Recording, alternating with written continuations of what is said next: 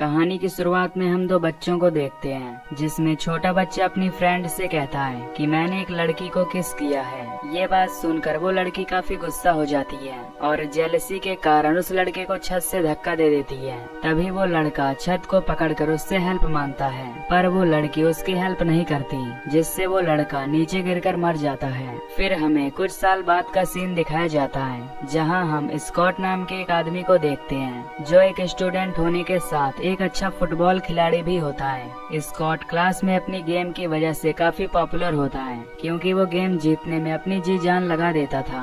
अब एक दिन गेम जीतने के बाद उसके फ्रेंड उसे एक पार्टी के लिए इनवाइट करते हैं। तभी वो अपनी दोस्त जूल से मिलता है, जो उसे बहुत पसंद करती है, पर वो कभी भी उसे अपने दिल की बात नहीं बता पाती थी। फिर जब ये दोनों एक दूसरे को किस करती हैं, तो इनकी क्लासमेट बेस इन्हें छिप कर देखती है, जो कि एक शर्मीली लड़की थी, लेकिन वो स्कॉट से बहुत प्यार करती थी, इसलिए उसने अपने रूम में स्कॉट की बहुत सारी फोटोज लगाई होती हैं। अब एक प्रैक्टिस रेस के दौरान स्कॉट नीचे गिर जाता है, जिससे उसके पैर में चोट लग जाती है, पर वो इस पर ज्यादा ध्यान नहीं देता और अपनी प्रैक्टिस जारी रखता है। इसके बाद स्कॉट अपने घर जाता है और अपने फादर के साथ चेस खेलने लगता है। तभी हमें पता चलता है कि उसके फादर अपने काम के सिलसिले से उस पर ज्यादा ध्यान नहीं देते थे, जिसकी वजह से स्कॉट उनसे नाराज रहता था। अगले दिन क्लास में स्कॉट एक आर्ट पेपर पर कुछ आर्ट बनाता है और उसे डस्टबिन में फेंक देता है। ये देख बेस उस आर्ट पेपर को उठा लेती है। दरअसल स्कॉट ड्राइंग करने में भी अच्छा था, क्योंकि आर्ट उसकी एक हॉबी थी, पर किसी को भी इस चीज के बारे में पता नहीं था। फिर जब स्कॉट लॉकर में अपना सामान रखने के लिए जाता है, तो उसे वहाँ पर एक लेटर मिलता है, जिसमें उसकी तारीफ के बारे में लिखा हुआ था। स्कॉट स्कूल में इतना पॉपुलर था कि ये लेटर उसके लिए एक नॉर्मल बात थी, इसलिए वो उसे इग्नोर कर देता है। अब बेस अपने घर जाती है और बुक पढ़ने लगती है, जहाँ उसकी उंगली में नॉर्मल चोट आ जाती है। अगली सुबह बेस म्यूजिक शॉप जाती है, क्योंकि वो उस म्यूजिक शॉप में काम किया करती थी। वहाँ उसका क्लासमेट जेफरी उसे अक्सर छिप कर देखता था, क्योंकि वो उसे पसंद करता था, पर बेस स्कॉट को पसंद करती थी, इसीलिए वो जेफरी को इग्नोर कर देती थी और स्कॉट को फॉलो करने लगती है। रात में स्कॉट जब अपने घर आता है, तो उससे मिलने जूल्स उसके घर आती है, जहाँ वे दोनों कुछ रोमांटिक बात करते हैं और एक दूसरे को किस करने लगते हैं। तभी जूल्स स्कॉट के साथ फिजिकली अट्रैक्ट होने लगती है,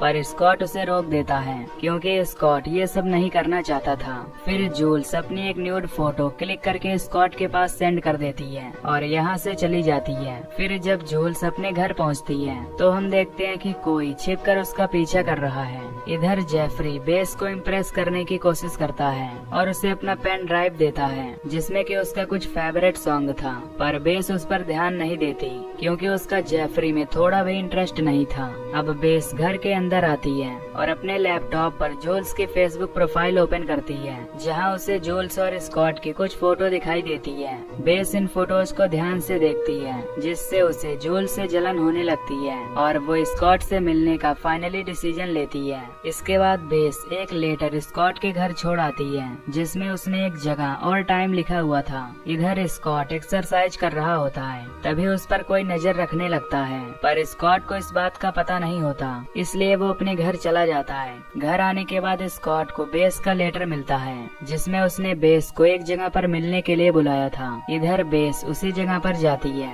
जहां उसने स्कॉट को बुलाया हुआ था, लेकिन काफी देर वेट करने के बाद भी जब स्कॉट वहां नहीं आता, तो बेस बहुत दुखी होती है और अपने कपड़े निकाल कर जला देती है। अगले दिन जब स्कॉट जॉगिंग कर रहा था, तो बेस उससे टकरा जाती है, जिससे ये दोनों एक दूसरे से पहली बार मिलते हैं। इस दौरान बेस स्कॉट से कुछ भी नहीं बोल पाती, क्योंकि उसे स्कॉट से बात करने में शर्म आ रही थी, जिसकी वजह से स्कॉट वहां से चला जाता है। अब घर आने के बाद बेस शीशे के सामने खड़ी होती है और स्कॉट को प्रपोज करने की प्रैक्टिस करने लगती है, लेकिन यहाँ भी वो अनकंफर्टेबल फील कर रही थी। तभी बेस फील करती है कि वो स्कॉट के साथ थिएटर जाएगी, जहाँ वो दोनों एक साथ बैठकर मूवी देखेंगे। पर रात में स्कॉट जूल्स के साथ थिएटर जाता है और मूवी देखने लगता है। फिर मूवी खत्म होने के बाद स्कॉट अपने घर आ जाता है। तभी कोई उसके ऊपर नजर रखने लगता है, लेकिन कुछ देर बाद वो वहाँ से चला जाता है। इधर बेस और जेफरी जंगल में जाते हैं, जहाँ जेफरी बेस से अपने दिल की बात शेयर करने लगता है, लेकिन बेस उसे ज्यादा भाव नहीं दे रही थी।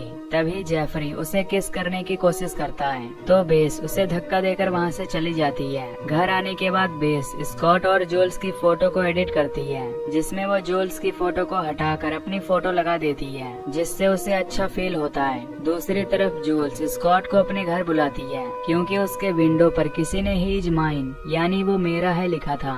ये देख स्कॉट को लग रहा था कि ये सब जूल्स ने ही लिखा होगा, इसलिए वो इसे मजाक में लेने लगता है, जिससे जूल्स गुस्सा होकर अंदर चली जाती है। अब एक कॉफी शॉप में स्कॉट की टीचर ब्राउन स्कॉट के साथ फ्लर्ट करती है, वहीं बेस ये सब देख रही थी। फिर जब स्कॉट वहाँ से जा रहा था तो बेस उससे कहती है कि मैं तुमसे प्यार करती हूँ, इसलिए मैंने तुम्हारा एक स्केच बनाया है। ये सुनकर स्कॉट को काफी गुस्सा आता है और वो बेस का स्केच फाड़ देता है, जिसे देख बेस का दिल टूट जाता है। दूसरी तरफ ब्राउन रनिंग करते हुए जंगल की तरफ जाती है, जहाँ कोई अनजान आदमी उस पर हमला कर देता है, जिससे ब्राउन घायल होकर नीचे गिर जाती है। इसके बाद वो आदमी स्कॉट के फोन से जूल्स की न्यूड फोटो वायरल कर देता है, जो जूल्स ने खुद स्कॉट को भेजा था। फिर जब स्कॉट को इस बात का पता चलता है तो उसका शक बेस पर जाता है, क्योंकि स्कॉट ने पिछली रात बेस को डांटा था। इसलिए स्कॉट बेस से पूछता है कि तुमने ब्राउन पर हमला क्यों किया। इस पर बेस उसे साफ मना कर देती है, जिससे स्कॉट गुस्से में उस पर चिल्लाने लगता है। तभी वहाँ जेफरी आकर स्कॉट को ऐसा करने से रोकता है, जिसकी वजह से स्कॉट का गुस्सा जेफरी पर निकल जाता है। इधर जूल्स अपनी फोटो को वायरल देखकर स्कॉट से नाराज होती है,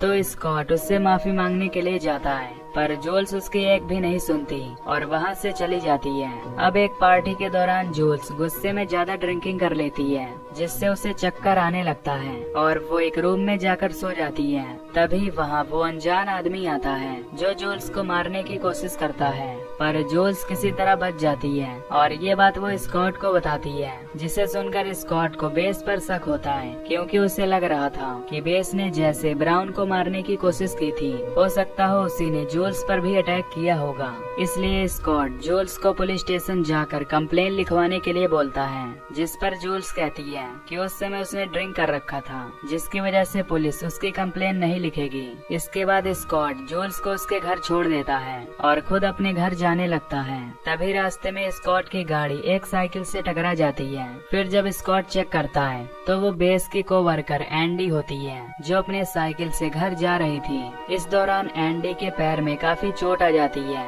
और उसकी साइकिल भी टूट चुकी होती है, इसलिए स्कॉट उसकी हेल्प करने के लिए उसे घर छोड़ने जाता है। घर जाने के बाद स्कॉट उसके जख्म पर पट्टी बांधता है। यहाँ एंडी काफी अजीब बिहेव कर रही होती है। तभी मौका पाकर एंडी स्कॉट को बेहोश कर देती है, जिससे हमें पता चलता है कि स्कॉट का पीछा एंडी ही कर रही थी, यानी उसने ही जूल्स पर हमला किया था और वो हर वक्त स्कॉट पर नजर रख रही थी। तभी फ्लैशबैक से हमें पता चलता है कि एंडी ने अपने हाथ से ही अपने घुटने को जख्मी कर दिया था, ताकि स्कॉट उसे उसके घर छोड़ने जाए, और इसने ही स्कॉट के टीचर ब्राउन पर भी हमला किया था। साथ ही उसने जूल्स की फोटो को भी वायरल की थी, क्योंकि वो स्कॉट को पाना चाहती थी, जिसके लिए वो कुछ भी करने को तैयार थी। अब एंडी स्कॉट को बेहोश करके अपने बेसमेंट में छिपा देती है। कुछ देर बाद जब स्कॉट को होश आता है तो वो वहाँ से भागने की कोशिश करता है, पर एंडी उसे सीढ़ियों से धक्का देकर नीचे गिरा देती है। तभी वो स्कॉट के घुटने पर हमला करती है, जिससे स्कॉट दर्द से करा उठता है। अब एंडी उसे बेहोशी का इंजेक्शन लगाकर उसे बेहोश कर देती है। उधर जेफरी बेस को इम्प्रेस करने के लिए उससे बात करने जाता है, पर बेस उसकी बात नहीं सुनती है। लेकिन जेफरी के काफी रिक्वेस्ट करने पर बेस उससे कहती है कि अगर तुम मुझे फॉलो करना बंद कर दो तो मैं तुम्हारी फ्रेंड बन जाऊंगी। ये सुनकर जेफरी उसकी बात मान जाता है, क्योंकि वो उसे पसंद करता था। अगली सुबह एंडी कुछ सामान लेने स्टोर में जाती है, जहाँ बेस पहले से ही मौजूद होती है। स्टोर में एंडी बेस के साथ कुछ बातें करती है, जिसमें वो उससे कहती है कि अगर तुम्हें किसी चीज की जरूरत हो तो मैं तुम्हें घर पर ही मिलूंगी। ये कहकर एंडी वहाँ से चली जाती है। घर आने के बाद एंडी रेडी होकर स्कॉट से मिलने जाती है, जहाँ स्कॉट को होश आ चुका था। तभी एंडी के घर उसका बॉस डेविड आता है, जो एंडी को पसंद करता था, इसलिए वो उसके साथ शादी करना चाहता था। पर एंडी का डेविड के लिए कोई फीलिंग नहीं था, जिससे वो उसके पेट में चाकू घुसाकर उसे जान से मार देती है। फिर वो खून लगा हुआ चाकू लेकर स्कॉट के पास जाती है और उसे अपनी ड्राइंग ड्राइंग बनाने के लिए कहती है, पर स्कॉट मना कर देता है और दोबारा से वहाँ से भागने की कोशिश करता है, लेकिन वो वहाँ से भाग नहीं पाता। तभी एंडी उससे डील करती है कि अगर वो उसकी ड्राइंग बना देगा तो वो उसे यहाँ से जाने देगी। ये बात सुनकर स्कॉट ड्राइंग बनाने के लिए रेडी हो जाता है। उधर बेस स्कॉट को भुलाने के लिए उससे रिलेटेड सारी यादें मिटाने लगती है, जिसमें वो उन सभी चीजों को आग में डालकर जला देती है, जिसे देखकर अक्सर उसे स्कॉट की याद आती थी। इसके बाद बेस फेसबुक से स्कॉट को अपने फ्रेंड लिस्ट से भी हटा देती है, क्योंकि उसका दिल टूट गया था। फिर वो अपने दिल की बात शेयर करने के लिए एंडी के पास जाती है, क्योंकि एंडी ने उससे कहा था कि अगर तुम्हें कोई भी दिक्कत हो तो तुम मेरे घर आ सकती हो। तभी जेफरी बेस को छिपकर देख लेता है और उसके पीछे जाने लगता है। इधर स्कॉट एंडी की ड्राइंग बना देता है, पर एंडी उस ड्राइंग को देख खुश नहीं होती और उसे फाड़ देती है। फिर वो स्कॉट को दोबारा ड्राइंग बनाने के लिए बोलती है। तभी स्कॉट अपनी पेंसिल को एंडी के पैर में घुसा देता है, जिससे एंडी वहीं बेहोश हो जाती है। तभी वहाँ बेस आ जाती है, जो स्कॉट की बुरी हालत देखकर उसकी हेल्प करने लगती है। तभी एंडी बेस पर हमला करके उसे मारने वाली होती है कि तभी वहाँ जेफरी आकर उसे बचा लेता है। इसके बाद इनके बीच झड़प हो जाती है, जिसमें स्कॉट एंडी को धक्का देकर सीढ़ियों से नीचे गिरा देता है और एंडी वहीं बेहोश हो जाती है। फिर ये लोग बाहर निकलकर दरवाजे को लॉक कर देते हैं। सीन शिफ्ट होता है और हम कुछ दिन बाद का सीन देखते हैं, जहाँ बेस और जेफरी दोनों एक दूसरे को पसंद करने लग गए थे।